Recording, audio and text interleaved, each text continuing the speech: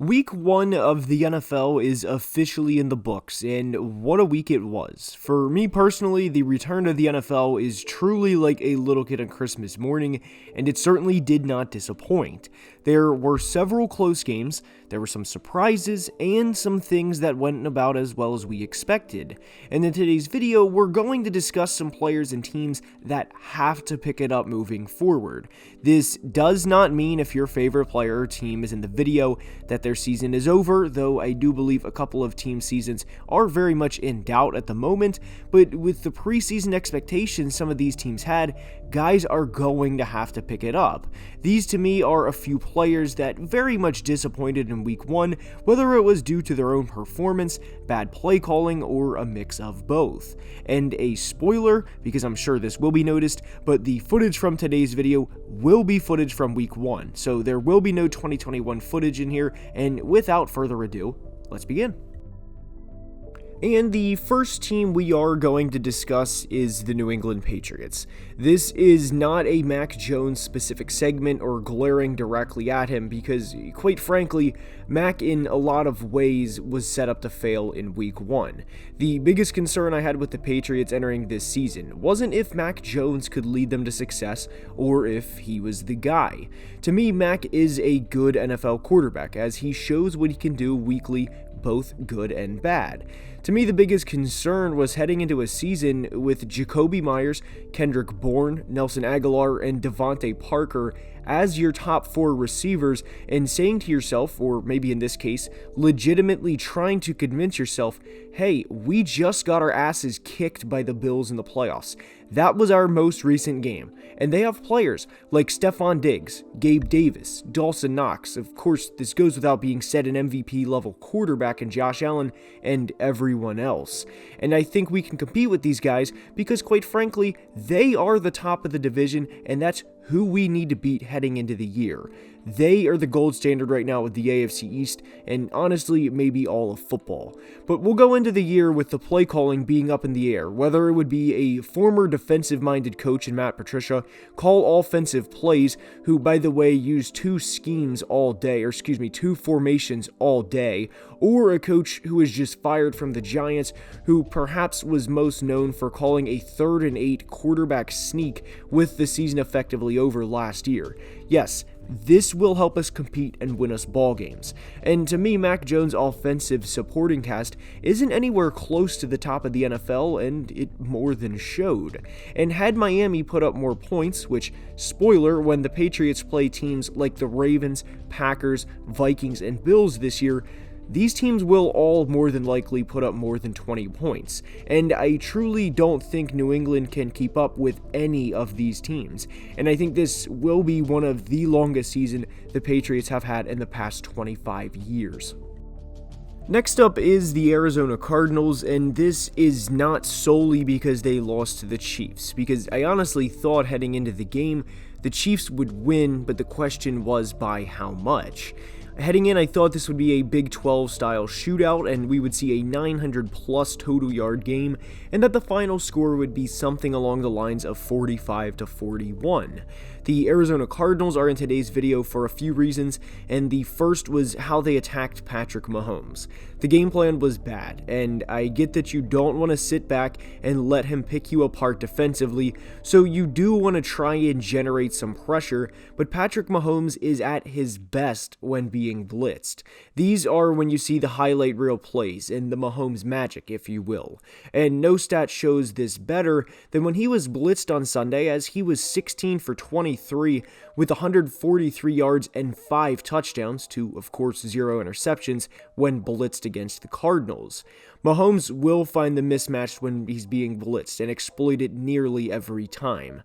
There was one of the 5 touchdowns he threw to Travis Kelce in which Cardinals' third-year linebacker Isaiah Simmons was covering him, where Mahomes placed the ball truly only where Kelce could get it. And what's even more frustrating for the Cardinals is they drafted Simmons in the top 10 back in 2020 to be the ultimate chess piece of the defense and to essentially eliminate tight ends because the Cardinals are notorious for having trouble covering tight ends. I don't think the Cardinals defense is going to be all that good in 2022 to begin with, but the blitzing of Mahomes at the rate they did surprised me, as he was blitzed on 58.5% of all dropbacks on Sunday.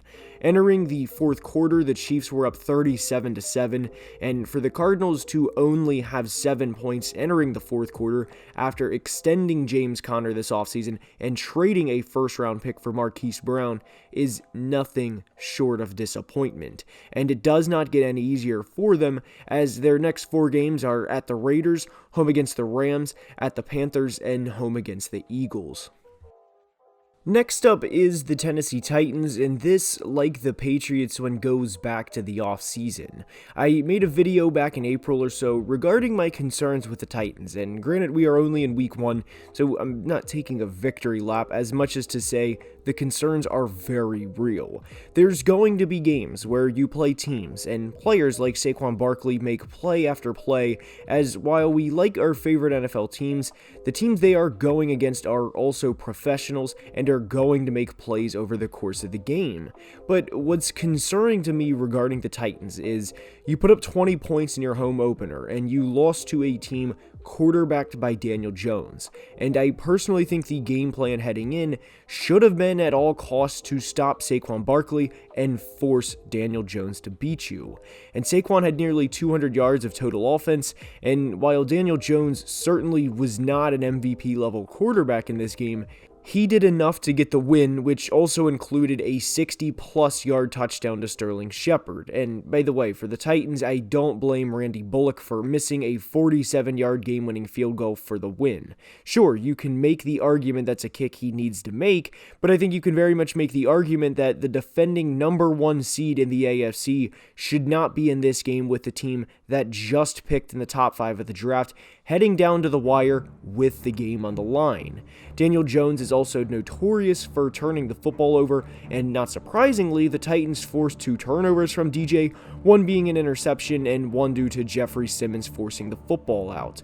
But the Titans in back-to-back games now, the other being the divisional round of the playoff game against the Bengals, have sacked an opposing team's quarterback at least 5 times, and in both games came away with a loss. And to make matters worse, they go to Buffalo next Monday night, and we all saw how Buffalo looked in week 1. And because of that very reason, to me, this was a must-win game for Tennessee. For them to have deep postseason aspirations the way I'm sure they internally do, they cannot drop games like this to the New York Giants. And next up is the Las Vegas Raiders. The Raiders, and you could very much make a case to the Broncos as well, are in an extremely unfortunate situation where they have good rosters but are in far and away the most stacked division in the NFL. But there were decisions Derek Carr made in week 1 that were poor, and balls that either should have never been thrown or just flat out thrown away. The first interception was intended for Darren Waller, and this was a ball that was severely underthrown, and in a game where the Raiders have a chance to step up and set the tone for the year, they missed the opportunity. The Chargers play on Thursday night against the Chiefs, and had Vegas went into LA and beat them in week 1, we could very easily be talking about the Chargers as a team that's 0-2 if they lose against the Chiefs in a span of 5 days to start the season. In this scenario, they would have went from Super Bowl hopefuls to wildcard hopefuls that fast. But Derek Carr threw 3 interceptions, and when you lose a game to a divisional opponent by 5 points, this is very, very glaring. And this isn't on Carr as much, but he was also sacked 5 times, and cutting Alex Leatherwood, a first-round pick from 2021, certainly does not help the situation up front. This doesn't mean the season is over for the Raiders by any stretch of the imagination, but while the talk in the offseason was how can you cover Darren Waller, Devontae Adams, and Hunter Renfrow, the quarterback play to me was something to keep in the back of your mind because Carr is not Mahomes or Herbert, and it especially showed in week 1. Remember, Derek finished 6th in the NFL in interceptions last year behind Matt Stafford, Trevor Lawrence, Taylor Heineke, Josh Allen, and Justin Herbert, and the major difference between Carr, Allen, Herbert, and Stafford was Carr only threw for 23 touchdowns to those guys 35 plus. And because the Raiders play in the juggernaut of a division in the AFC West, you can imagine their schedule does not get any easier moving forward, and it doesn't, as their next 4 games before their Week 6 bye are Arizona, at Tennessee, home against Denver, and at Kansas City on Monday night. The biggest thing to remember here is the season isn't over by any means for any of these teams, but for Las Vegas specifically, it's hard not to look at this and think one got away, especially when you factor in who they played. The honorable mentions for this video are the Colts, who tied the Texans, the Packers, who did not look good at all in Minnesota, the Cowboys, whose Week 1 can best be described as when it rains, it pours, and I did not include the 49ers because that game was an insane weather game, and I want to see what they do in what will be normal conditions and not a monsoon moving forward. If you think they were a loser of Week 1, I don't disagree, but that was my reasoning for not including them in today's video. And with that being said, that's all I have for today. I hope you enjoyed, and if you did, please leave a like and subscribe to the channel because it would both mean the world and help tremendously with the YouTube algorithm. Please check out the second channel where we are doing a Madden rebuild of the Minnesota Vikings, as well as join the Discord. The link is in the description. And until next time, as always, please be safe and have a great day. Love you guys.